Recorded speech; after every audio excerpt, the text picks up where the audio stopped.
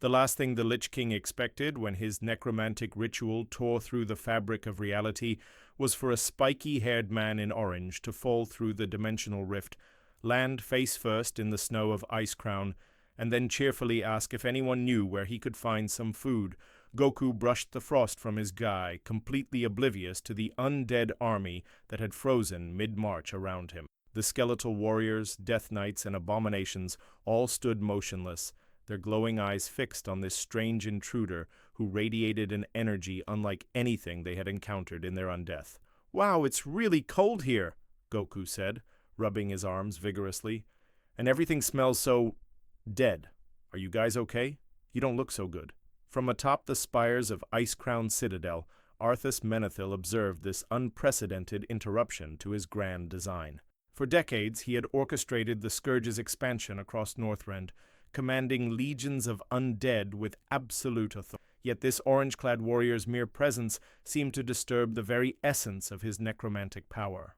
"What manner of being are you?" Arthas's voice boomed across the frozen wasteland, carried by unholy magic. The Lich King descended from his fortress, Frostmourne gleaming in his grasp, his armor clicking with each measured step.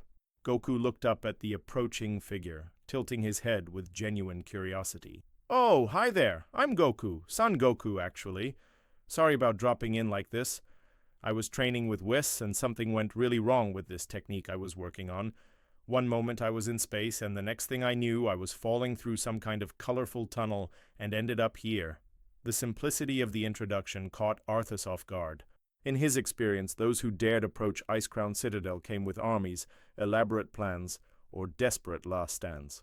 They did not introduce themselves with such casual friendliness while surrounded by thousands of undead minions. "You speak of training and techniques," Arthas mused, his glowing blue eyes studying this peculiar visitor. "Yet I sense no magic within you, no fell energy, no arcane power, no divine blessing. What are you? Magic? Oh, I don't really use magic," Goku replied, scratching the back of his head. "I use ki, life energy. Everyone has it, though most people don't know how to use it properly. Here, let me show you." Without warning, Goku powered up to his base form's peak, his aura flaring bright white around his body. The sudden surge of pure life energy sent shockwaves through the assembled undead forces. Skeletal archers crumbled to dust, their animating force disrupted by the overwhelming vitality emanating from the Saiyan warrior. Arthas stepped back involuntarily, Frostmourne humming with agitation in his grip. The rune blade, forged to devour souls and channel death magic, reacted violently to Goku's ki. It was as if the weapon was trying to consume something fundamentally incompatible with its nature. "Fascinating," Arthas whispered, his tactical mind racing. "Your energy, it opposes everything I have built. It is pure life, untainted by corruption or ambition. I have not felt such warmth in many years." Goku powered down, his aura fading but his cheerful demeanor remaining intact. "Thanks. Though you really should smile more. You look pretty sad under all that armor. Are you some kind of king? This place looks pretty important. I am Arthas Menethil, the Lich King, master of the Scourge and ruler of the undead. I have sacrificed everything for power, my humanity, my soul, my very heart, to protect this world from threats it cannot comprehend." "That sounds really lonely," Goku said with genuine sympathy. "Why did you have to give up being human? Couldn't you protect people while still being yourself?" The question struck deeper than any blade ever had. For a moment, beneath the helm of domination, Arthas remembered warmth, remembered laughter, remembered what it felt like to hope rather than merely calculate. "Power requires sacrifice," he replied, though his voice carried less conviction than usual. "The weak cling to their mortality while the strong transcend it. I chose strength. But being strong doesn't mean you have to be alone," Goku countered. "My friends make me stronger, not weaker. When we fight together, we can overcome anything. Well, usually after getting beaten up pretty badly first, but that's part of the fun." As they spoke, neither warrior noticed the subtle changes occurring around them. The perpetual blizzard that shrouded Icecrown had begun to calm, and patches of actual sunlight were breaking through the eternal storm clouds. Some of the weaker undead creatures were simply fading away, their animating hatred unable to maintain coherence in the presence of such overwhelming life force. In the distance, Alliance and Horde scouts who had been monitoring the Citadel reported something unprecedented. The Scourge forces were withdrawing, and there appeared to be actual conversation happening between their greatest enemy and some unknown individual. "You intrigue me, Son Goku," Arthas admitted. "Your power is unlike anything in this world, yet you wield it with such innocence. Tell me, from what realm do you hail? What cosmic force sent you to disrupt my domain?" "Well, I'm from Earth, but probably not the same Earth as this place. My Earth has different continents and no magic at all, really. As for who sent me," Goku paused, remembering his training session with the angel. "I think it was just an accident. I was trying to learn this new technique that involved manipulating space-time, and I guess I messed up pretty badly." The casual mention of space-time manipulation made Arthas realize he was dealing with forces beyond even his considerable understanding. This orange-clad warrior spoke of cosmic travel and dimensional techniques as if they were everyday training exercises. "Perhaps," Arthas said slowly, "this meeting was not as accidental as you believe. Tell me, Goku of Earth, what do you know of old gods, of cosmic threats that devour worlds and corrupt realities?" "Old gods? Can't say I've met any, but I've fought plenty of beings who wanted to destroy planets or universes. Usually they're pretty strong, which makes for great fights. Though," Goku's expression grew more serious, "I always try to find another way first. Fighting should be the last option, not the first." This philosophy was so alien to Arthas's worldview that he found himself genuinely curious rather than dismissive. Here was someone who possessed the power to casually disrupt his army, yet spoke of avoiding violence when possible. "In this world," Arthas explained, "such idealism leads to corruption and death. I learned this lesson when I pursued the demon Mal'Ganis to Northrend. My noble intentions paved the road to damnation." "Then maybe it's time you learned a different lesson," Goku suggested with his characteristic optimism. "Want to grab some food and talk about it? All this dimensional travel has made me really hungry." For the first time in decades, the Lich King found himself genuinely uncertain about what would happen next. The Great Hall of Ice Crown Citadel had never hosted a dinner party, let alone one where the Lich King sat across from a cheerfully hungry Saiyan, who was somehow managing to eat conjured food that should have been magically inert. "This is really good!" Goku exclaimed between massive bites of spectral bread and phantom meat that Arthas had summoned using necromantic magic. "Though it tastes a little empty? Like it's missing something important." "It lacks life," Arthas explained, watching in fascination as Goku somehow derived actual nourishment from what should have been mere magical illusion. "These are echoes of food, memories given form. They should provide no sustenance to the living." "Huh, that's weird. Maybe my body's just really good at making the most of whatever energy it can find." Goku paused mid-bite, his expression growing thoughtful. "You know, if you can create food memories, that means you remember what real food tastes like. Don't you miss it?" The question hit Arthas harder than he expected. When was the last time he had actually tasted anything? When was the last time he had felt hunger or satisfaction or the simple pleasure of a good meal shared with friends? "I remember many things I no longer experience," Arthas replied carefully. "But such memories are weaknesses that cloud judgment and impede necessary actions." "That sounds really sad," Goku said, his natural empathy shining through despite not fully understanding the Lich King's condition. "Back home, some of my best memories are of eating with my family and friends. Food always tastes better when you share it with people you care about." As if summoned by their conversation, the massive doors of the hall burst open. Tyrion Fordring, wielding Ashbringer, led a desperate strike team of Alliance and Horde heroes into the chamber. They had come expecting to find their greatest enemy preparing some new horrific ritual, not sharing what appeared to be dinner with a stranger in orange. "Arthas!" Tyrion shouted, his blessed blade gleaming with holy power. "Whatever foul magic you're weaving ends now! And you," he pointed at Goku, "step away from that monster before he corrupts your soul!" Goku looked genuinely confused, glancing between the newcomers and his dinner companion. "Monster, but he's been really nice. A little gloomy, sure, but he shared his food with me, though." Goku stood up, his natural politeness kicking in. "Hi there, I'm Goku. Are you friends of Arthas?" The strike team exchanged bewildered glances. Jaina Proudmoore, her staff crackling with arcane energy, was the first to find her voice. "Friends? That creature has slaughtered millions. He's the Lich King, master of the undead scourge." "Really?" Goku turned to look at Arthas with surprise, rather than horror. "You killed millions of people? That's really terrible, Arthas. Why would you do something like that?" Arthas found himself in the unprecedented position of being questioned not with hatred or fear, but with genuine disappointment from someone who had been treating him with basic kindness moments before. "To save billions more," Arthas replied, his voice carrying the weight of old justifications. "Sometimes the few must be sacrificed for the many. Sometimes heroes must become monsters to protect what matters." "But that's not how it works," Goku protested, his voice rising with passionate conviction. "You can't protect people by hurting people. There's always another way. You just have to be strong enough and smart enough to find it." Thrall, who had been preparing earthen spells, found himself lowering his hands as he witnessed something unprecedented. Someone was arguing with the Lich King about morality, and the Lich King was actually listening rather than simply attacking. "You speak from ignorance," Arthas countered, though with less venom than usual. "You know nothing of the old god's whispers, of corruption that spreads like plague, of enemies that turn your greatest strengths against you. I have seen heroes fall to madness, watched hope itself become a weapon of the enemy." "Then you haven't met the right heroes," Goku replied simply. "My friends and I have faced beings that could destroy entire universes. We fought enemies that could corrupt reality itself. But we never gave up being who we were. And when we got strong enough, we even turned some of our enemies into friends."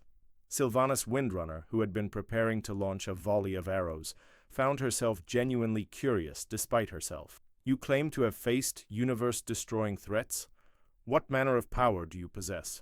Goku looked around at the assembled heroes, sensing their genuine desire to protect people despite their obvious fear and anger. "Want me to show you? Just a little bit. I don't want to accidentally hurt anyone." Before anyone could object, Goku powered up slightly, just enough to let his golden aura flicker around him.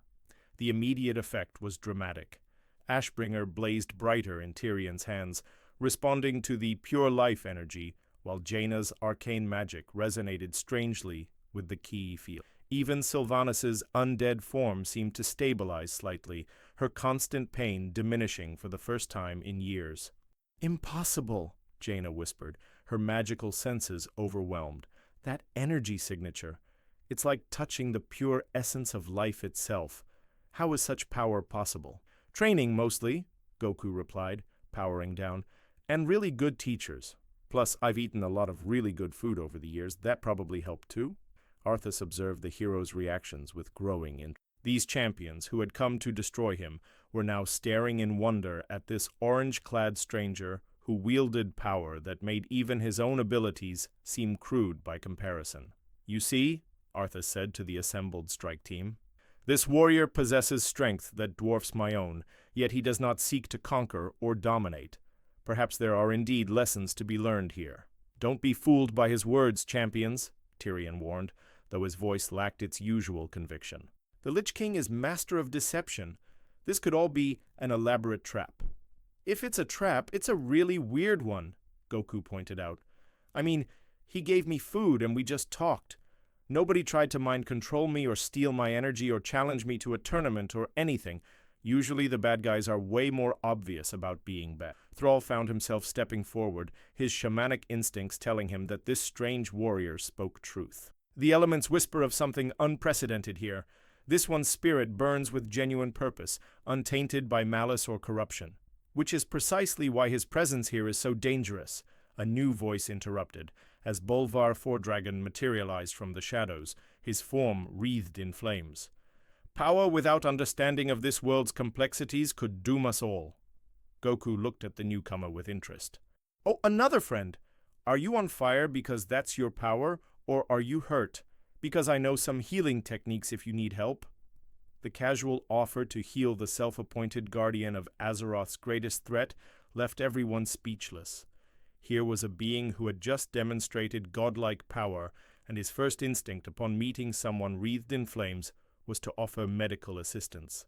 "This changes everything," Arthas, and for the first time in decades, there was something other than cold calculation in his voice. If such power can exist without corruption, then perhaps there were other paths I could have chosen. The assembled heroes found themselves facing an unprecedented situation. Their greatest enemy was experiencing something that might actually be the beginning of doubt about his chosen path, all because a friendly stranger in orange had asked him to share a meal. 3 days after the unprecedented dinner at Ice Crown Citadel, Goku found himself standing in the middle of what the locals called the Argent Tournament grounds, watching armored champions beat each other senseless with lances, while crowds cheered wildly. "I still don't understand why they can't just talk it out," Goku said to Tyrion Fordring, who had reluctantly agreed to escort this dimension-hopping warrior to safer territory. "I mean, they're all trying to protect people, right? So why are the Alliance and Horde always fighting each other instead of working together?"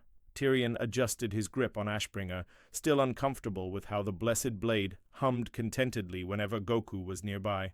"The wounds between our factions run deep, forged by generations of conflict, betrayal, and bloodshed. Trust is not easily rebuilt when your enemy has slaughtered your family." "But holding on to anger just makes you weaker," Goku replied, watching a human paladin get knocked off his mount by an orc warrior. "Back home, I fought this guy named Vegeta for years. He destroyed cities, killed my friends, and was basically trying to become immortal so he could conquer the universe. Now he's one of my best training partners, and he helps protect Earth." Before Tyrion could respond to this casual revelation about befriending universe-conquering princes, a commotion erupted near the tournament's main pavilion. A group of Horde champions had arrived, led by none other than Garrosh Hellscream himself, his massive shoulders practically radiating aggression. "Humans!" Garrosh spat, his voice carrying across the grounds, "still playing games while real threats gather strength. The scourge may be contained, but greater dangers lurk in the shadows, and you waste time on pageantry." "Rich words from someone whose people nearly tore Azeroth apart with their war machine," High Commander Halford Wormbane shot back, his hand instinctively moving to his sword hilt. Goku perked up with interest. "Oh, is this guy another leader? He seems really strong. And angry. Why is everyone here so angry all the time?" Without waiting for permission, Goku walked directly toward the confrontation, completely ignoring the dozens of weapons that were now being drawn on both sides. The casual confidence with which he moved made several veterans instinctively step aside. "Hi there," Goku called out cheerfully to Garrosh. "I'm Goku. I heard you talking about threats and dangers. Are there more bad guys around here that need fighting? Because I love a good challenge." Garrosh looked down at this orange-clad stranger with a mixture of confusion and irritation. "Who dares interrupt the war chief with such casual insolence? Do you not know your place, human? Actually, I'm a Saiyan, not a human, though I can see how you'd mix that up. Happens all the time. And I don't really worry about places or ranks much. I just try to help people and get stronger." Goku tilted his head curiously. "You called yourself a war chief, right? That means you lead warriors? That must be a lot of responsibility." The directness of the question caught Garrosh off guard. Most beings either cowered before his presence or immediately challenged his authority. This stranger seemed genuinely interested in understanding his role. "Leading the Horde requires strength above all else," Garrosh replied, though with less hostility than usual. "The weak follow the strong, and only through conquest do we secure our people's survival." "That's one way to do it," Goku acknowledged. "But have you tried just asking people to work together? Sometimes you can accomplish way more when everyone's cooperating instead of competing." Lady Jaina Proudmoore, who had been observing from the Alliance side, stepped forward with obvious skepticism. "You speak as if cooperation between our factions is possible, stranger, but some wounds cannot be healed with mere words." "Sure they can," Goku replied with unwavering optimism. "It just takes time, patience, and usually someone strong enough to knock sense into both sides when they're being stubborn." The casual suggestion that he might physically discipline both faction leaders sent a ripple of nervous energy through the assembled champions. Several hands moved to weapons, though whether to protect their leaders or themselves remained unclear. "You would dare threaten the war chief?" Vol'jin materialized from the shadows, his tusks gleaming dangerously. "Oh, not threaten," Goku clarified. "More like enthusiastic sparring? Sometimes people think clearer after a good workout. Plus, fighting strong opponents is one of my favorite things." Thrall, who had arrived with Garrosh's retinue, studied this peculiar warrior with shamanic insight. The elements whispered of power beyond imagination, yet tempered with a purity of purpose that reminded him of the most noble heroes he had ever encountered. Perhaps, Thrall suggested diplomatically, we could arrange a demonstration of this stranger's capabilities. The tournament grounds are designed for such exhibitions. An excellent idea, Tyrion agreed, sensing an opportunity to diffuse the tension. If Goku truly possesses the strength to back up his philosophical claims, then let him prove it in honorable combat. Goku's eyes lit up with excitement. Really? I get to fight strong people? This day just keeps getting better. Within minutes, the tournament grounds had transformed into an impromptu arena, with Alliance and Horde champions alike setting aside their differences to witness what promised to be an unprecedented spectacle. Word spread rapidly, and soon even neutral parties like the Kirin Tor and various dragon aspects were sending representatives. I should warn you, Garrosh said as he stepped into the arena, Gorehowl singing through the air in practice swings. I do not hold back in combat. Many champions have fallen before my blade. That's perfect, Goku replied, stretching casually. I hate it when people go easy on me. It makes the fight boring, and I don't learn anything new. As the two warriors faced each other, an interesting phenomenon occurred. The perpetual political tension that hung over every Alliance Horde gathering seemed to dissipate, replaced by genuine curiosity about this orange-clad stranger who spoke of impossible things with such confident sincerity. Begin! Tyrion shouted, and Garrosh immediately launched himself forward with berserker fury. Gorehowl aimed directly at Goku's head. The massive axe passed harmlessly through empty air. Goku had simply stepped aside with such casual precision that he appeared not to have moved at all. Wow, that's a really heavy weapon, Goku observed as Garrosh stumbled past him. And you swing it so fast? You must have incredible physical conditioning. Garrosh spun around, confusion replacing his battle rage. In decades of combat, no opponent had ever avoided his opening strike with such effortless ease, while simultaneously complementing his technique. Stop toying with me! Garrosh roared, channeling his rage into a devastating combo that had once shattered mountainsides. For the next several minutes, the assembled champions witnessed something that challenged everything they understood about combat. Garrosh unleashed every technique in his considerable arsenal, berserker charges that could level buildings, axe work that had carved through dragon scale, war cries that had broken enemy morale across continents, and none of it even touched his opponent. Goku moved like water around every attack, occasionally offering helpful suggestions like, "Try putting more hip rotation into that swing," or, "Your footwork is really solid, but you're telegraphing your big attacks." Finally, breathing heavily and growing frustrated, Garrosh paused his assault. "What manner of warrior are you? Do you mock me by refusing to strike back?" "I'm not mocking you at all," Goku protested. "You're really strong, and your technique is impressive. I'm just trying to understand your fighting style before I respond properly. It wouldn't be fair to go all out against someone when I don't know their limits yet." The casual implication that everything Garrosh had thrown at him was merely a warm-up sent murmurs through the crowd. Several champion-level fighters were beginning to realize they were witnessing something far beyond normal martial prowess. "Then show me your true strength, Saiyan," Garrosh demanded, raising Gorehowl in formal challenge. "Give me a battle worthy of a war chief." "Okay," Goku agreed cheerfully, "but just a little bit. I don't want to accidentally hurt anyone in the audience." The golden aura that erupted around Goku as he powered up to a fraction of his Super Saiyan strength sent shockwaves across the tournament grounds that could be felt as far away as Dalaran. The moment Goku's golden aura fully manifested, every magical detection system within a 100-mile radius began screaming warnings. In Dalaran, Archmage Khadgar nearly fell from his floating meditation platform as waves of impossible energy washed over the floating city. Deep beneath Ironforge, the ancient Titan constructs stirred for the first time in millennia, their sensors registering power signatures that defied all known classifications. At the tournament grounds, reality itself seemed to bend around the transformed Saiyan. Garrosh, who had faced old gods and survived battles that would break lesser warriors, found himself involuntarily taking a step backward. "By the ancestors," Thrall whispered, his connection to the elements informing him that the very fabric of Azeroth was resonating with this stranger's energy. "What are you?" "Still just Goku," came the reply, though his voice now carried harmonics that made the air itself vibrate. though I guess this form does tend to surprise people the first time they see it. His hair had shifted to brilliant gold, standing impossibly upright, while his eyes had become a piercing teal that seemed to look directly into one's soul. Lightning crackled around his transformed state, and despite powering up to only a fraction of his capabilities, the raw energy output was staggering. Jaina Proudmoore, whose mastery of arcane forces had earned her recognition as one of the most powerful mages alive, watched her carefully constructed understanding of magical theory crumble. "That's not magic," she said in amazement. "It's something else entirely. Something pure." "This is impossible," Garrosh muttered, though his warrior's instincts were already adapting to this new reality. No mortal being should possess such power. "Mortal's kind of a relative term," Goku replied thoughtfully.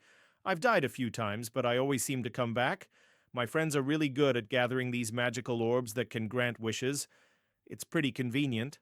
The casual mention of resurrection magic and wish-granting artifacts sent another ripple of disbelief through the assembled crowd. The stranger spoke of cosmic-level powers as if they were everyday conveniences. "Enough talk!"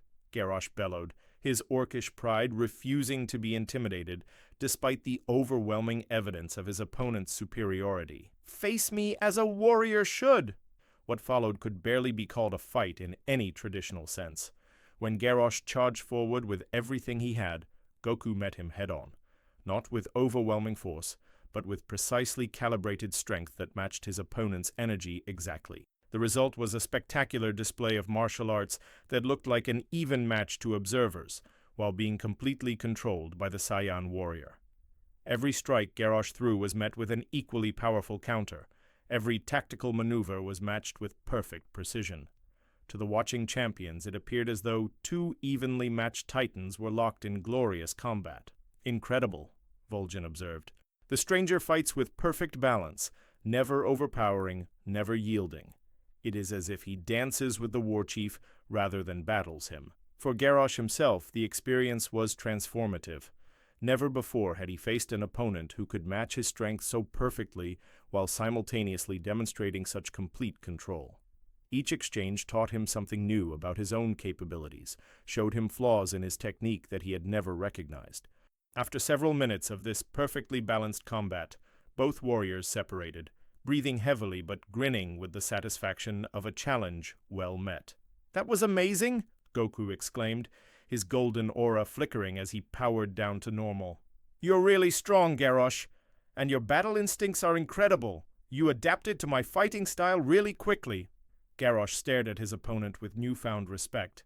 "You were holding back," he stated, not as an accusation, but as simple recognition of fact. "That entire battle, you never used more force than necessary to match my own." "Well, yeah," Goku confirmed. "The point wasn't to beat you. It was to have a good fight and maybe learn something new. Plus, I could tell you're the type who learns better through experience than explanation." The warchief looked down at Gorehowl, then back at the Saiyan warrior. In all his years of combat, no opponent had ever treated him with such respectful restraint while simultaneously demonstrating such overwhelming superiority. "You could have ended this contest at any moment," Garrosh said slowly. "But then we both would have missed out on a really fun sparring session," Goku pointed out. "Besides, I could tell you weren't really trying to hurt me. You were testing me, same as I was testing you." This observation struck at something fundamental in the warchief's worldview. Here was someone who possessed the strength to dictate terms through force, yet chose cooperation and mutual growth instead. From the crowd, Thrall stepped forward with obvious emotion. "Garrosh, my friend, perhaps there is wisdom in this stranger's approach. Strength need not always mean domination. The elements speak truly through you, Goku of the Saiyans," Cairn Bloodhoof added, his ancient voice carrying the weight of centuries. "Your power serves life rather than conquering it." As the immediate excitement of the demonstration began to fade, a new presence made itself known. The temperature around the tournament grounds dropped noticeably as Arthas Menethil materialized at the arena's edge, though notably without his usual complement of undead minions. "So," the Lich King said, his voice carrying across the sudden silence, "the warrior who speaks of redemption has found new students to inspire." Weapons were drawn instantly, but Goku simply waved cheerfully. "Hey, Arthas, did you come to watch the fights? That's great! Though you might want to work on your entrance. You're kind of bringing down the mood with all that cold air." The casual greeting of Azeroth's greatest threat sent shockwaves through both Alliance and Horde forces, but Arthas seemed more amused than offended. "I came because I sensed your power being unleashed," Arthas replied. "Such energy cannot help but draw attention, especially from those who study the boundaries between life and death." "Makes sense," Goku nodded.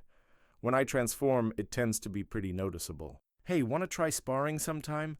I bet you've got some interesting techniques I haven't seen before." The offer of friendly combat to the Lich King left everyone speechless. Tyrion raised Ashbringer defensively, while Thrall began channeling elemental shields, but Arthas simply considered the proposition. "Perhaps," he said, "though I suspect such a contest would raise uncomfortable questions about the nature of power and its proper use." "Those are my favorite kinds of questions," Goku replied enthusiastically. "The uncomfortable ones usually lead to the most interesting discoveries." As the day's events wound down, leaders from both factions found themselves grappling with unprecedented possibilities.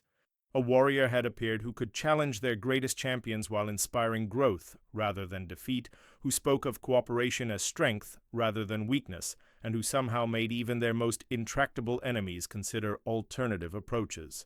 In quiet conversations that evening, Alliance and Horde representatives began tentatively exploring ideas that had been unthinkable just hours before. If such power could exist without corruption, if strength could serve unity rather than division, then perhaps the eternal war that had defined their world was not as inevitable as they had believed. Meanwhile, Goku sat contentedly by a campfire, sharing stories of Earth with anyone willing to listen, completely unaware that his simple presence was slowly reshaping the political landscape of an entire world. The whispers began 3 weeks after Goku's arrival, seeping through the underground tunnels of Orgrimmar and the shadowed corners of Stormwind alike. Ancient voices that had slumbered for millennia stirred in the deep places of Azeroth, their attention drawn by an energy signature that defied comprehension. In the Temple of Earth, deep within Deepholm, Therazane the Stone Mother felt tremors that had nothing to do with geological activity. The Earthen Ring Shamans reported unprecedented stability in the elemental planes, as if some cosmic force was naturally harmonizing the chaotic energies that constantly threatened the world's foundation. "Something approaches," Magni Bronzebeard spoke from his diamond form, his voice resonating through Ironforge's deepest chambers. "The world's soul stirs with recognition of power beyond its experience. Speaker of Azeroth I may be, but this presence speaks a language even I cannot fully interpret." Meanwhile, Goku had taken up temporary residence in a modest inn between territories, completely oblivious to the cosmic disturbances his mere existence was causing. He had spent the morning teaching a group of young Alliance and Horde recruits basic meditation techniques, explaining how controlling one's inner energy could enhance both magical and physical abilities. "The key is finding balance between your mind, body, and spirit," Goku demonstrated, his aura flickering gently around him like a controlled flame. "When all three work together, you can accomplish things that seem impossible." A human paladin named Marcus raised his hand tentatively. "Master Goku, how do we know if we're doing it right? My light magic feels different when I try your breathing exercises." "Different how?" Goku asked with genuine interest. "Warmer, somehow. More alive? Usually, channeling the light requires intense focus on righteousness and justice.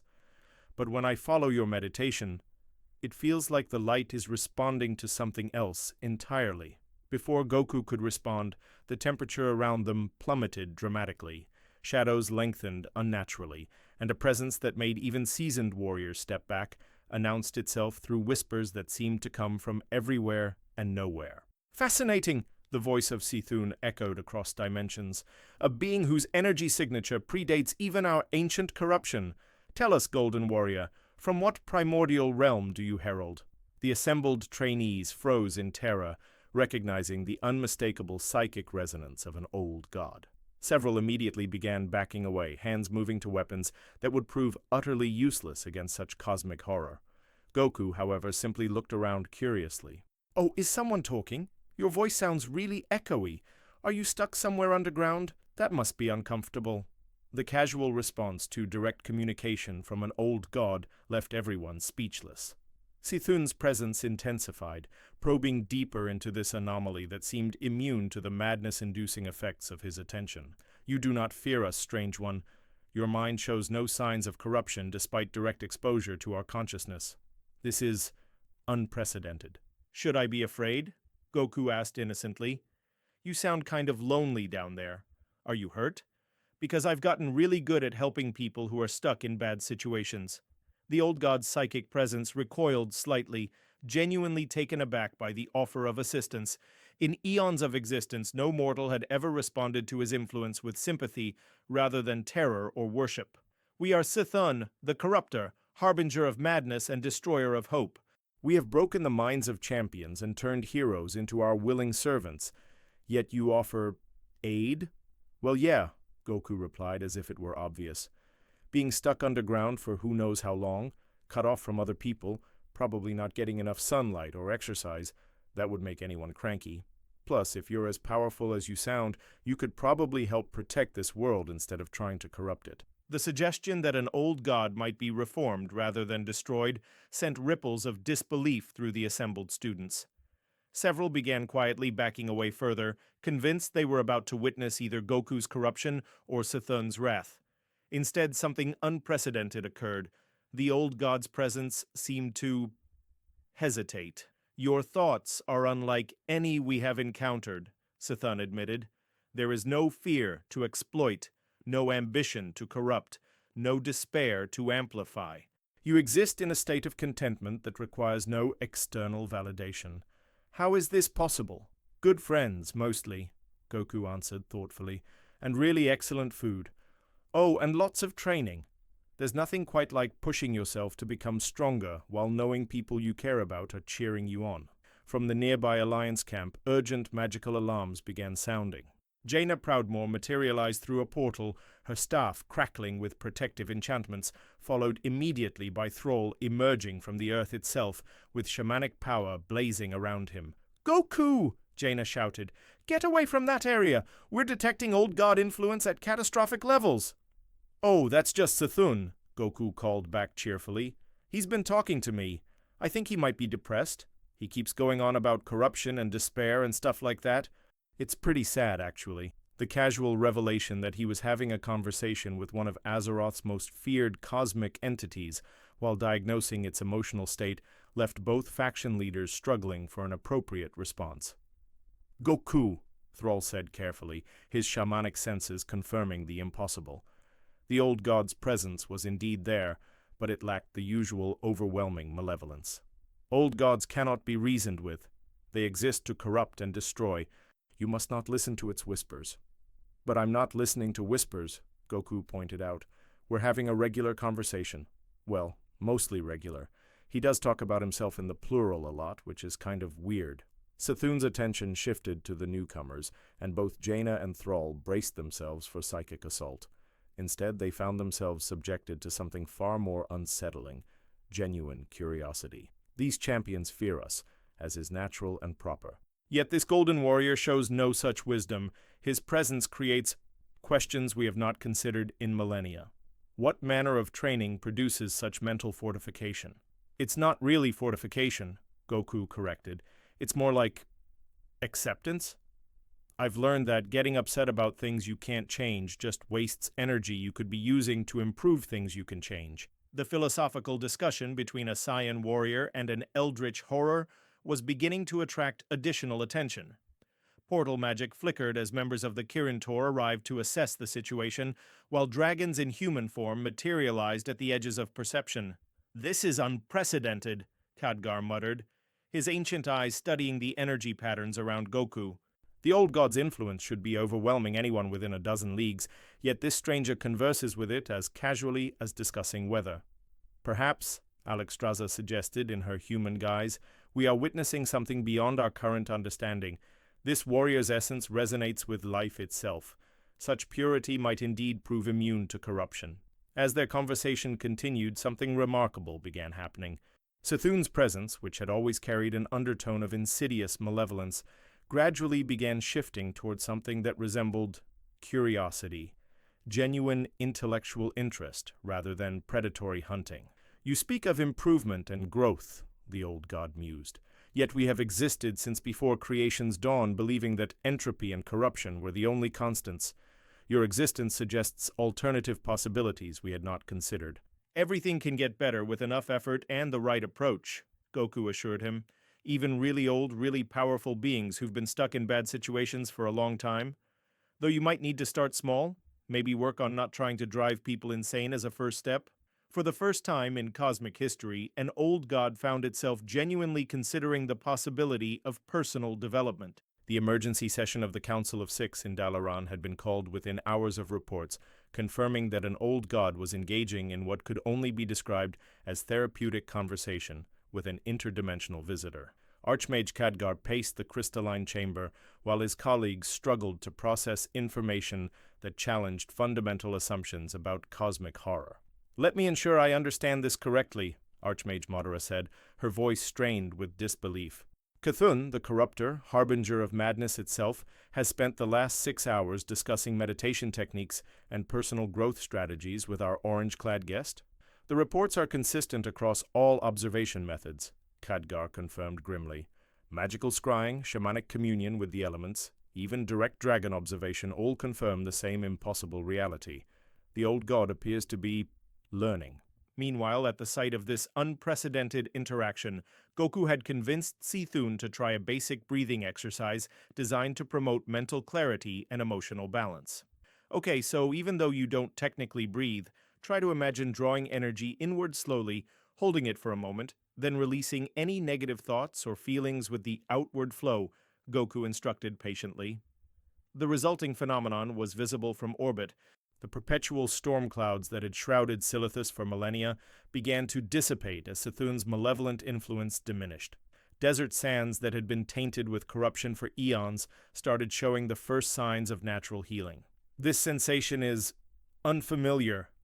Cthulhu's voice carried notes of wonder rather than menace. "The constant hunger for destruction seems less pressing." "How is such transformation possible?"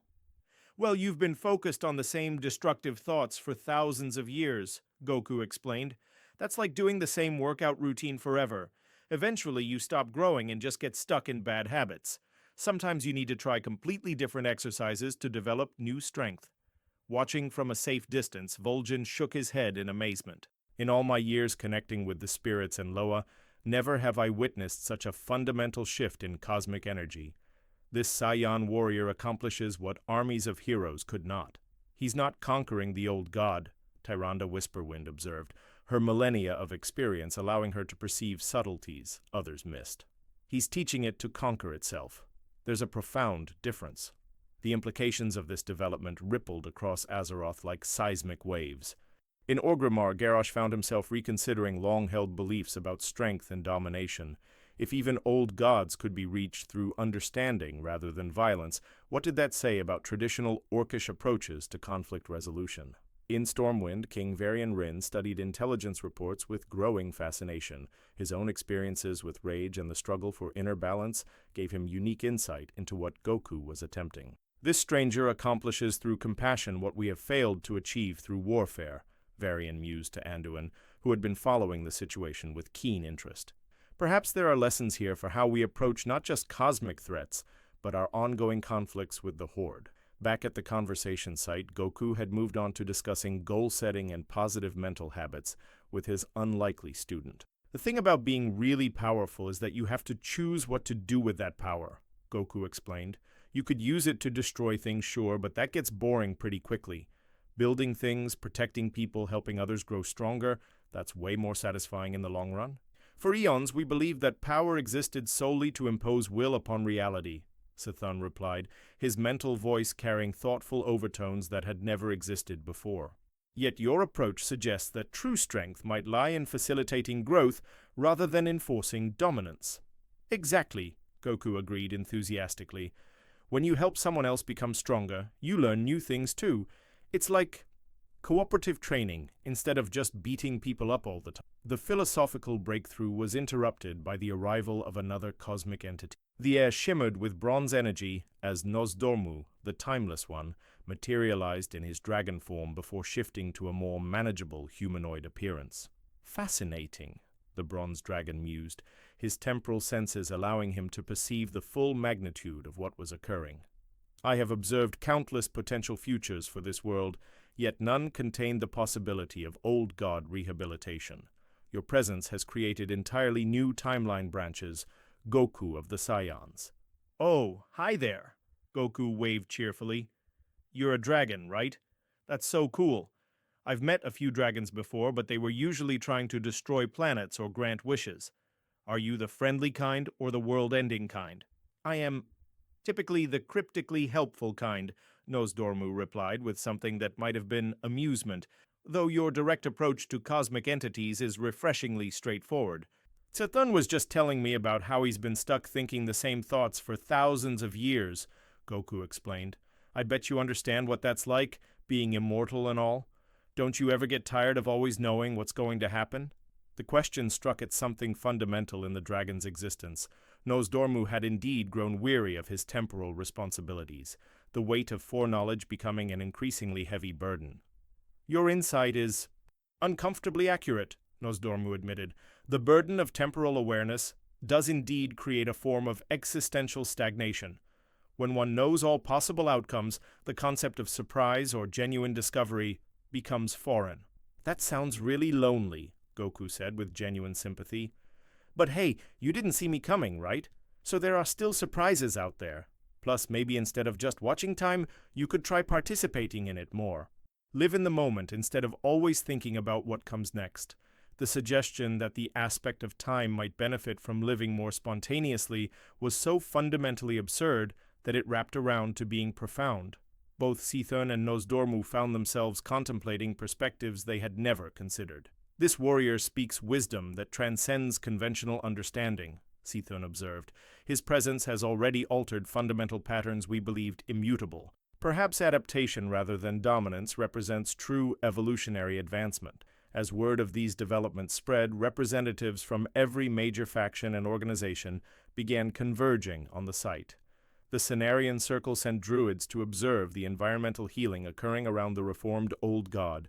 The Argent Crusade dispatched paladins who reported that their connection to the light felt stronger and more harmonious than ever before. Most surprisingly, even the Forsaken began sending observers. Sylvanas Windrunner herself arrived under cover of darkness, her undead nature allowing her to perceive the subtle changes in Sithun's energy signature. This transformation defies everything we understand about corruption and redemption, she murmured to her dark ranger.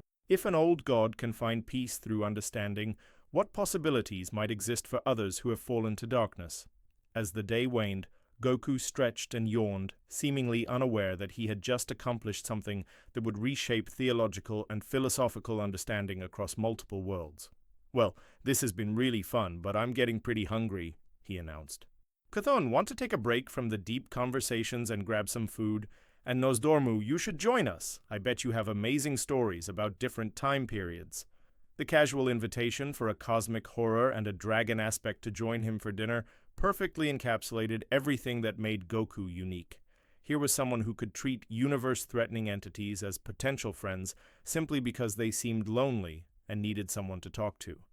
We find ourselves curious about this food-sharing ritual you speak of so fondly, Sithun replied.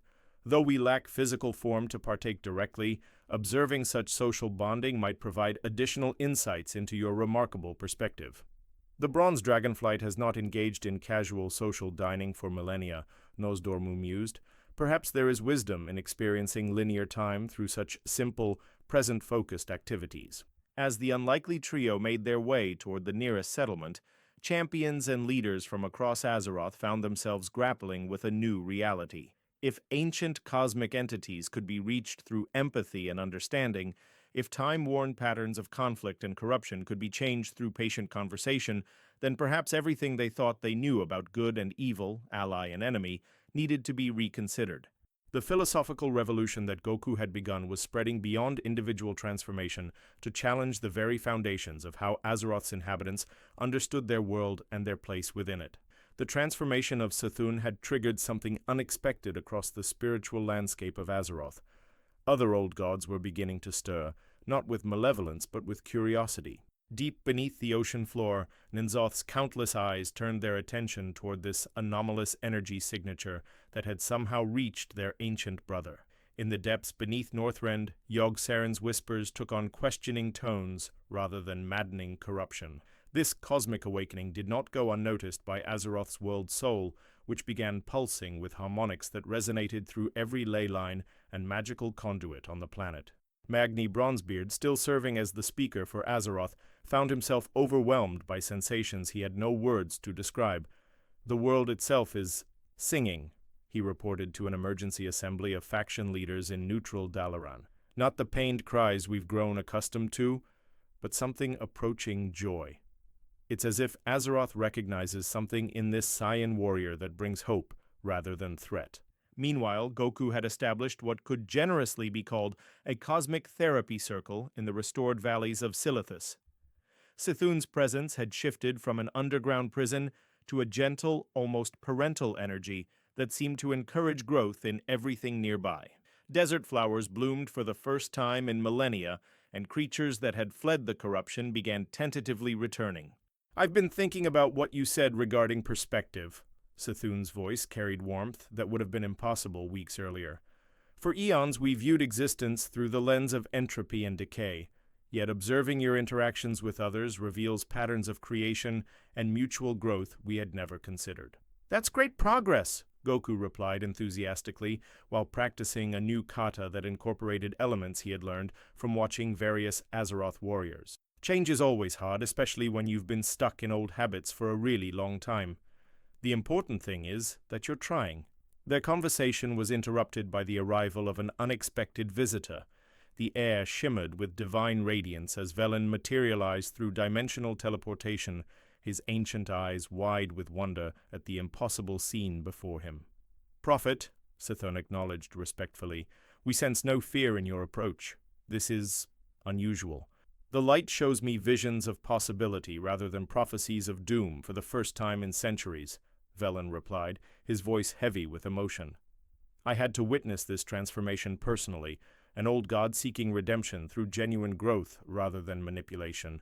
Such a thing should be impossible." "Impossible just means nobody's figured out how to do it yet," Goku said cheerfully. "Back home, I used to think flying was impossible until someone taught me how. Then I thought transforming into a giant golden ape was impossible until that happened too. Reality's way more flexible than most people realize." Velen studied the Saiyan warrior with perception, honed by millennia of spiritual insight. "Your key energy resonates with pure creation force, untainted by shadow or corruption. It's no wonder the old gods find themselves drawn toward transformation in your presence." "Speaking of transformation," a new voice interrupted, as space itself seemed to fold inward. The sudden appearance of N'Zoth's manifestation, not the twisted, tentacled horror of legend, but a more curious, almost scholarly presence, sent immediate alarms through every magical detection system on the continent. "Great," Goku said happily. "Another friend! Are you here to learn about meditation too?" N'Zoth's thousand eyes focused on this strange being who greeted eldritch horrors with the enthusiasm most people reserved for puppies. "We are intrigued by our brother's reported evolution. Such fundamental change in cosmic entities was deemed impossible by our understanding." "Nothing's impossible if you're willing to put in the work," Goku replied. "Though I gotta say, the whole multiple eyes thing is pretty intimidating. Are you trying to see everything at once? That seems like it would give you a headache." The casual critique of his terrifying appearance from someone who had just suggested he might have a headache left N'Zoth momentarily speechless. In eons of existence, no mortal had ever expressed concern for his comfort. "We do experience a form of sensory overwhelming when perceiving multiple dimensional layers simultaneously," N'Zoth admitted, sounding almost vulnerable. "It has been so long since any being showed concern for our well-being rather than fleeing in terror." "Well, that's terrible," Goku exclaimed with genuine sympathy. "No wonder you and your buddies got so grumpy after being locked up for thousands of years. Being in constant discomfort while isolated from everyone would make anybody cranky." From the edges of perception, additional presences began manifest. Word of what was happening had spread through channels both mundane and mystical, drawing representatives from every major organization on Azeroth. The Earthen Ring shamans reported that elemental imbalances that had plagued the world for generations were spontaneously correcting themselves.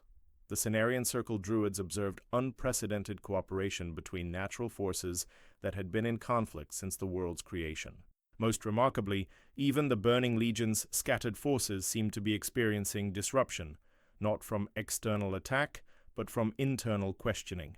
Demons across multiple worlds found themselves struggling with concepts they had never encountered: doubt about their fundamental purpose, curiosity about alternatives to endless destruction, and something that might actually be hope. "This is unprecedented," Kil'jaeden's voice echoed across dimensional barriers as he observed the situation through fell-tainted scrying. "A mortal being whose mere existence challenges the foundational principles upon which the Legion operates. How does one corrupt absolute purity?" On Azeroth itself, the philosophical revolution continued accelerating. Goku had somehow convinced both old gods to attempt what he called collaborative problem-solving, working together to understand their own nature and find constructive outlets for their immense power. "Okay, so you're both incredibly ancient and incredibly powerful," Goku summarized, "and you've been stuck underground thinking destructive thoughts for millennia. What if instead of corrupting or controlling things, you tried helping them grow? Like cosmic gardeners instead of cosmic destroyers?" The suggestion that old gods might serve as nurturing forces rather than corrupting influences was so fundamentally radical that reality itself seemed to pause and consider the implications. "We possess knowledge spanning eons," Sithun mused.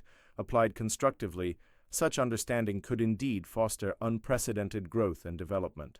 Our perspective encompasses possibilities beyond mortal comprehension," N'Zoth added.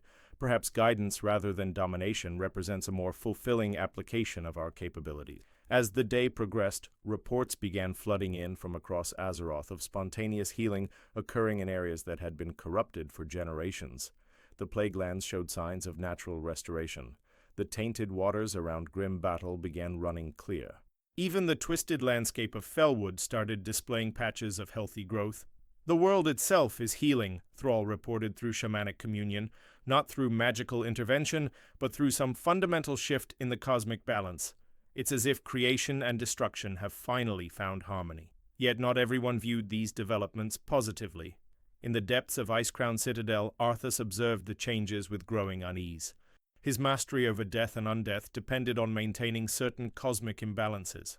If old gods could be redeemed and ancient corruptions healed, what did that mean for his own chosen path? "Such transformation suggests that redemption might be possible even for me," he murmured to himself in the throne room that had known only cold calculation for so long.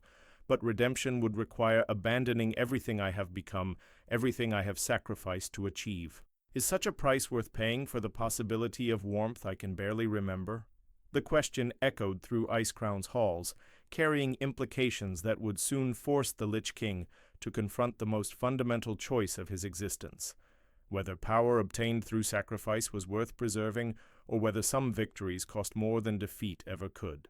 The first sign that something fundamental had shifted in the cosmic order came when the Lich King's undead legions began experiencing what could only be described as an existential crisis.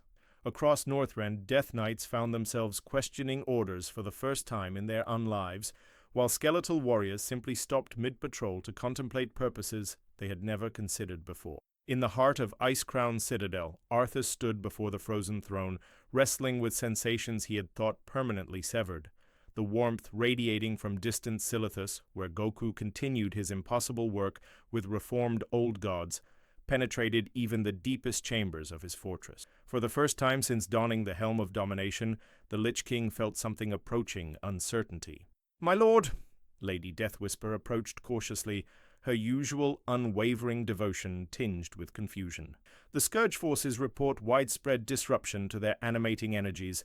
Many of our minions appear to be questioning their purpose." Arthas turned from the throne, his glowing eyes studying his most faithful lieutenant. Even she seemed different, less consumed by fanatical devotion, more capable of independent thought. "The Saiyan's influence spreads beyond mere philosophy," Arthas observed. His very presence challenges the fundamental forces that bind death magic together. Tell me, Death Whisper, when you look upon your undeath now, what do you perceive? The question caught her off guard. For years she had existed in absolute certainty about her purpose and place. Now faced with direct inquiry about her own condition, she found herself genuinely examining her existence for the first time since her transformation. I feel something I had forgotten was possible, my lord, a sense that perhaps this state of being was chosen rather than inevitable. And if it was chosen, she paused, the implications dawning on her, then it might be possible to choose differently. Meanwhile, Goku had convinced his growing collection of cosmic entities to attempt what he called a group meditation session. The sight of Sithun, Enzoth, several dragon aspects, and a handful of the most powerful champions on Azeroth sitting in a circle and practicing breathing exercises would have been considered utterly surreal just weeks earlier. The key is to let your thoughts flow without judgment, Goku instructed the unlikely assembly. Don't try to control them or push them away. Just observe them like clouds passing through the sky. Alexstrasza, in her humanoid form, found the experience surprisingly profound. For millennia, I have carried the burden of preserving life across countless worlds. Yet this simple practice reveals possibilities I had never considered, that preservation might be achieved through growth and understanding rather than constant vigilance against threats. We are beginning to comprehend why our previous approaches proved inadequate, Enzoth added, his multitude of eyes focused inward for perhaps the first time in his existence. Viewing reality through the lens of corruption and control limited our perception of what existence might offer. Yogg-Saron's presence had joined them as well, though his manifestation was more subtle, whispers that carried curiosity rather than madness, suggestions of possibility rather than despair. Even we, the god of death, find ourselves reconsidering fundamental assumptions, Yogg-Saron's voice carried through dimensions. If beings such as ourselves can experience transformation, then perhaps death itself need not be an ending, but a transition toward different forms of existence. The philosophical breakthrough was interrupted by urgent magical alarms throughout Dalaran. Khadgar materialized through emergency teleportation, his ancient face bearing an expression of mingled awe and concern. "Goku," he said breathlessly, "we're detecting massive disruptions in the death magic that maintains the Scourge. The undead forces across Northrend are becoming increasingly independent of the Lich King's control. Some are even displaying signs of recovered free will." "That's great," Goku replied enthusiastically. "It sounds like people are remembering they have choices." "That's always good news." "But the implications are staggering," Khadgar continued. "If the Lich King loses control over the Scourge entirely, we could face either a mass liberation of enslaved spirits or complete chaos as mindless undead run rampant across the continent. Velen, who had been observing the meditation session with deep interest, raised a more troubling possibility. There is another consideration. If Arthas himself is affected by these changes, he may feel compelled to act before his power base erodes completely. A cornered Lich King could prove even more dangerous than a confident one. As if summoned by their discussion, the temperature around their gathering dropped precipitously. Frost began forming on nearby surfaces as a familiar presence announced itself through necromantic magic. "Your concerns are well-founded, Prophet," Arthas's voice echoed across the restored landscape of Silithus. "The Scion's influence spreads like wildfire through foundations I spent decades establishing. Such transformation cannot be allowed to continue unchecked." Goku looked up from his meditation with characteristic cheerfulness. "Hey, Arthas, want to join our group session? We're working on mindfulness and emotional awareness. It's really helpful for dealing with stress and big life changes." The casual invitation to participate in group therapy delivered to one of the most feared beings on Azeroth left everyone momentarily speechless. Even the old gods seemed taken aback by the audacity of suggesting their former ally in cosmic destruction might benefit from mindfulness exercises. "You misunderstand the nature of our relationship, Scion," Arthas replied, though his voice carried less conviction than usual. "I am not here seeking enlightenment or personal growth. I have come to end the disruption you represent before it undermines everything I have sacrificed to achieve." "But why would you want to stop people from becoming happier and more free?" Goku asked with genuine confusion. "I mean, I get that change can be scary, especially when you're used to being in control of everything. But don't you think your undead friends might be happier if they could make their own choices?" The question struck at the heart of justifications Arthas had built his entire post-human existence upon. He had convinced himself that controlling the scourge was necessary to prevent greater chaos, that enslaving the undead served the greater good of protecting the living. Freedom is an illusion that leads to suffering, Arthas countered, though the words felt hollow even to him. Order and control prevent the chaos that destroys everything worth preserving. That's not true at all, Goku replied earnestly. My friends and I are all really different people with our own goals and personalities, but we work together because we choose to.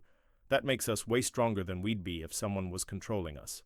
Sethun's presence shifted, focusing on the Lich King with newfound clarity. We once shared your perspective, Arthas Menethil. Yet we have discovered that cooperation freely given produces far superior results to domination forcibly imposed. You have been corrupted by false hope, Arthas declared, raising Frostmourne in challenge. The Scion's influence has made you weak, just as it threatens to make weak all those who fall under its sway. Actually, N'Zoth interjected thoughtfully, we have never felt stronger. The energy required to maintain constant corruption and control was enormous. This new approach requires far less effort while producing far more satisfaction. The philosophical debate was building toward something that every champion present could sense, a fundamental confrontation between two incompatible worlds. On one side stood transformation, growth, and the belief that all beings could choose to become better. On the other stood the conviction that power and control were necessary to prevent chaos and suffering. It seems, Arthas said finally, his grip tightening on Frostmourne, that words alone will not resolve our philosophical differences. Perhaps it is time for a more direct demonstration of which approach truly possesses superior strength. Goku stood up from his meditation pose, stretching casually as golden energy began flickering around him. If you really think fighting is the only way to settle this, then I guess we'll have to fight. But I should warn you, I've gotten a lot stronger since I've been here, and I'm not going to hold back if you're really trying to hurt my friends. The stage was set for a confrontation that would determine not just the fate of Northrend, but the fundamental direction of Azeroth's cosmic evolution. The instant Goku's golden aura exploded outward as he transformed into Super Saiyan, the very architecture of Icecrown Citadel began resonating with harmonics that had never touched its twisted spires. Arthas felt the helm of domination grow heavy upon his brow as waves of pure life energy washed over his necromantic fortress, challenging the fundamental death magic that held his power structure together. Impossible, Arthas breathed, watching frost sublimate directly into vapor around the Saiyan warrior. Your energy signature is rewriting the magical constants that govern this realm. How does mortal flesh contain such cosmic force? I'm not really mortal in the usual sense, Goku replied, his transformed state crackling with electricity that seemed to dance between dimensions. I've died and come back enough times that the line gets pretty blurry. Plus, Saiyan biology is specifically designed to break through limits that other species think are absolute. The casual revelation that this orange-clad warrior had experience with death and resurrection sent shockwaves through both the assembled champions and the cosmic entities observing their confrontation.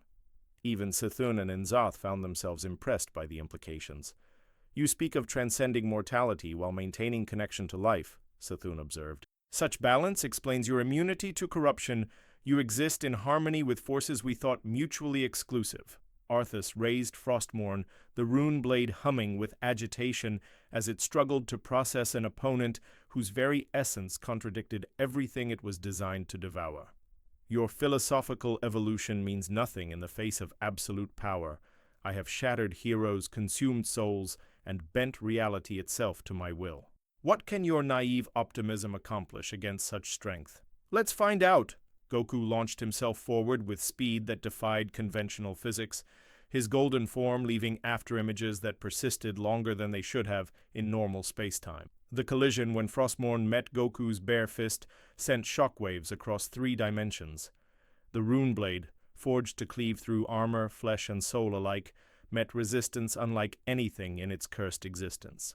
Instead of cutting through divine ki, the blade found itself engaged in a fundamental conflict between creation and entropy. Your weapon is trying to consume my energy, Goku observed during their initial exchange, dodging ice shards while delivering precisely controlled strikes. But there's too much life force for it to process all at once. It's getting confused. Indeed, Frostmourne was experiencing something resembling mechanical overload. The blade's hunger for souls encountered a target whose life energy was so abundant and pure that attempting to devour it was like trying to drink an ocean through a straw. Arthas adapted quickly, shifting from direct soul consumption attacks to tactical necromancy. Blizzards of frozen death magic erupted around them, while spectral minions materialized from the Shadowlands to support their master. "Impressive!" Goku called out enthusiastically as he weaved between ice spikes that could have shattered mountains. "You're way more creative than most opponents I face. Usually people just try to hit me harder when the first approach doesn't work."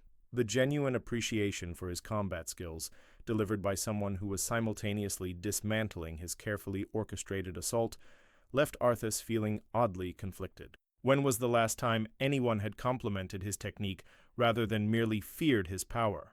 "You fight as if this were merely sparring," Arthas accused, launching a necromantic spell that should have drained the life from everything within a mile radius. "Do you not comprehend the stakes of our confrontation?" "Of course I do," Goku replied, his golden aura flaring to dispel the death magic before it could take hold.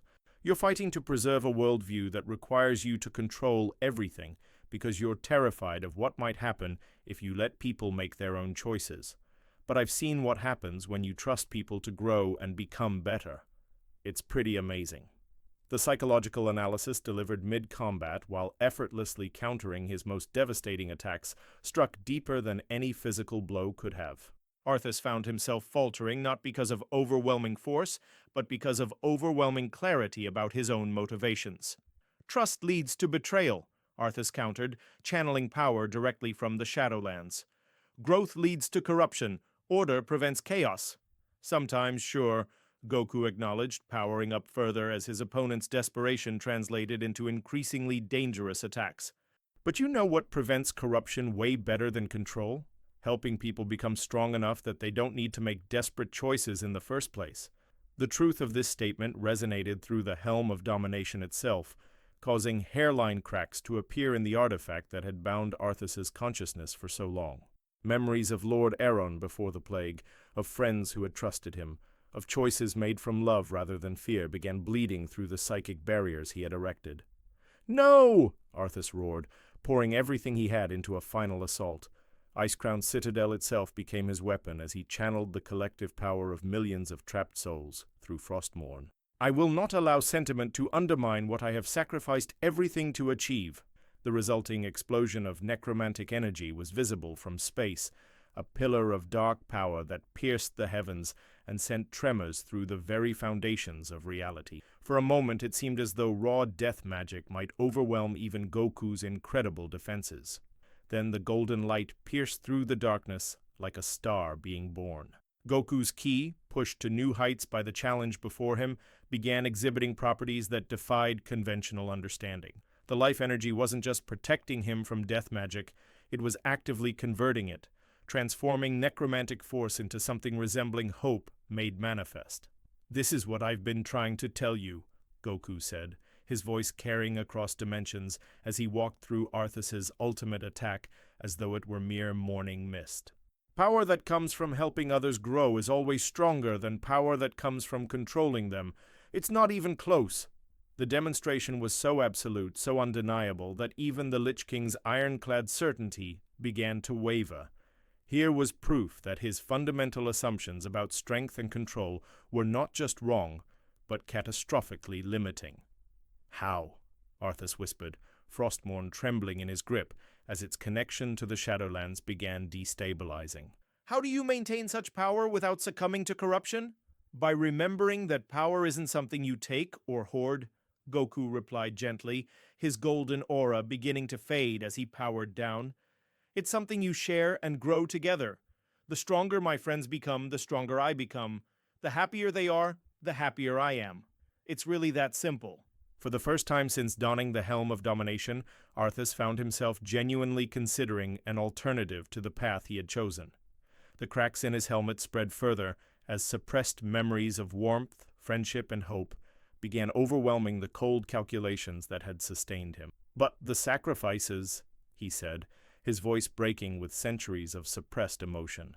"Everything I destroyed, everyone I betrayed, How can such choices be undone? They can't, Goku admitted honestly, but you can choose to do better going forward, and you can help others avoid making the same mistakes you did.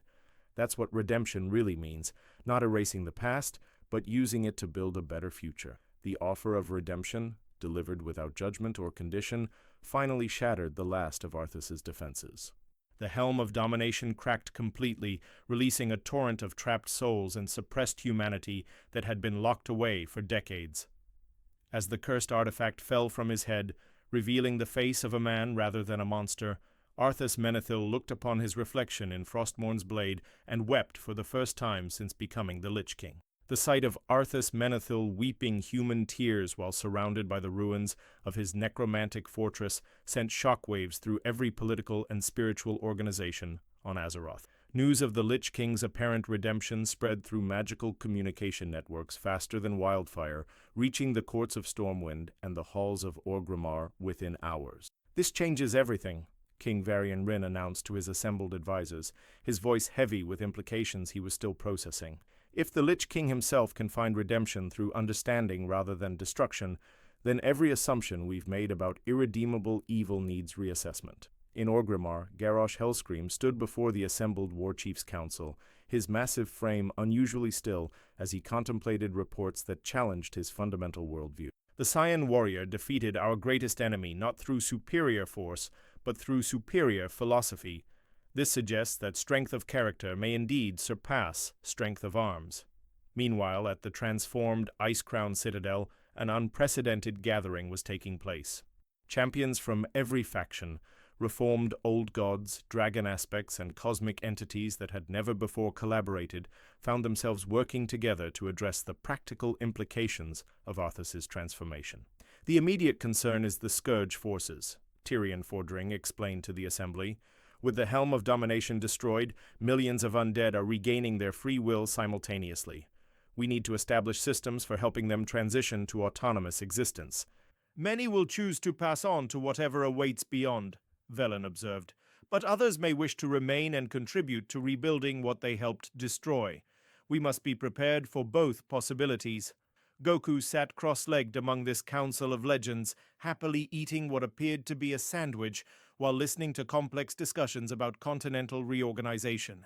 His casual presence among beings who had shaped the fate of worlds seemed perfectly natural to him, though it continued to amaze everyone else. "You know," Goku said between bites, "back home, we have these things called Dragon Balls that can grant wishes. One time we used them to remove the evil from someone's heart instead of just destroying them. Maybe there's something similar here that could help people who are struggling with their past choices?" Alexstrasza's eyes lit up with possibility. "The Well of Eternity's remaining energies combined with the World Tree's life force. It might be possible to create a cleansing ritual that purges corruption while preserving the essential self. We possess knowledge of purification techniques developed over eons," Sithun added helpfully. "Previously applied for destructive purposes, but the principles could be reversed for restoration instead. The casual collaboration between a dragon aspect and a reformed old god to develop healing magic would have been inconceivable weeks earlier. Now it seemed like a natural extension of the philosophical revolution Goku had unknowingly initiated." Arthas himself remained largely silent during these discussions, still processing the magnitude of his transformation. Without the Helm of Domination's influence, he was experiencing emotions and perspectives that had been suppressed for decades. "I remember now," he said quietly during a break in the planning sessions, "what it felt like to protect people because you loved them, not because you needed to control them. The weight of genuine responsibility rather than the hunger for absolute power. That's progress," Goku encouraged, "though remembering is just the first step. The real work comes from choosing to act differently going forward, even when it's difficult or scary. The path of redemption is not traveled alone," Thrall added, his shamanic wisdom recognizing the spiritual significance of what they were witnessing. "Community support makes transformation possible even for those who believe themselves beyond hope." As the days passed, word of Azeroth's transformation began reaching other worlds and dimensions. The Burning Legion found itself facing internal philosophical divisions as demons across the cosmos began questioning whether endless destruction truly served their interests. Several world souls that had been targeted for corruption reported unprecedented stability as cosmic balance shifted toward creation over entropy. "We are receiving communication requests from entities we have never encountered," Khadgar reported during one of their daily coordination meetings. "Beings from distant realities who have heard of our impossible transformation and seek to understand how such change might be achieved in their own realms." "That's wonderful," Goku replied enthusiastically. "Maybe we can set up some kind of interdimensional training program. I bet there are lots of people out there who just need someone to show them that change is possible." The suggestion that they might export their philosophical revolution to other universes left even the cosmic entities speechless. The implications were staggering. If Goku's approach could work across multiple realities, the fundamental nature of good and evil throughout existence might be more flexible than anyone had imagined. "Perhaps," Nosdormu mused, his temporal senses detecting timeline branches extending into infinities he had never perceived, "we are witnessing the emergence of a new cosmic constant, the principle that transformation through understanding supersedes transformation through force." As their planning continued, Goku found himself facing a decision he had been avoiding. The dimensional rift that had brought him to Azeroth had been gradually stabilizing, and his angelic teacher Whis had finally managed to establish contact across the dimensional barrier. "Goku," Whis's voice carried through a shimmering portal of rainbow energy, "while your adventures in alternate realities have been educational, there are training responsibilities and universal tournaments that require your attention back home." The reminder of his original life and responsibilities created a moment of silence among his new friends. They had grown accustomed to having this impossibly optimistic warrior among them, helping solve problems that had seemed insurmountable just weeks earlier. "I have to go back," Goku said with genuine regret. "My family and friends need me, and there are always new challenges to face. But that doesn't mean this has to end." He turned to address the assembled council with characteristic enthusiasm. "You've all learned that change is possible, that enemies can become friends, and that cooperation is stronger than control. You don't need me to keep growing and helping each other become better. Besides," he added with a grin, "I've got a feeling this won't be the last time our universes cross paths. And next time, maybe some of you can visit my world and meet my friends. I think Vegeta would really enjoy sparring with some dragon aspects." The farewell ceremony that followed was unlike anything in Azeroth's history. Alliance and Horde leaders stood together without tension. Reformed old gods offered blessings for safe dimensional travel. Dragon aspects provided escorts to ensure Goku's journey home would be smooth. Even the elements themselves seemed to participate, creating aurora-like displays across the sky as reality itself celebrated the transformations that had been achieved. "You have given us something more valuable than power or knowledge," Arthas said as Goku prepared to depart. "You have given us hope that the past does not define the future, and that even the darkest choices can lead to light if we choose growth over stagnation." "Just remember," Goku replied with a wave as he stepped toward the dimensional portal, "everyone deserves a chance to become better than they were yesterday. Even the scariest villains usually just need someone to believe in them." As the portal closed behind him, leaving only a faint golden glow in the air, the champions of Azeroth found themselves facing a future full of unprecedented possibilities. They had learned that transformation was always possible, that understanding could triumph over force, and that sometimes the most powerful weapon against darkness was simply refusing to give up on the light within everyone. In the months that followed, Azeroth became known throughout the cosmic community as the world where old gods learned compassion, where death knights chose life, and where ancient enemies discovered friendship. And at the center of all these impossible stories was the memory of an orange-clad warrior who had taught them that the strongest power in any universe was the decision to keep believing that everyone could change for the better.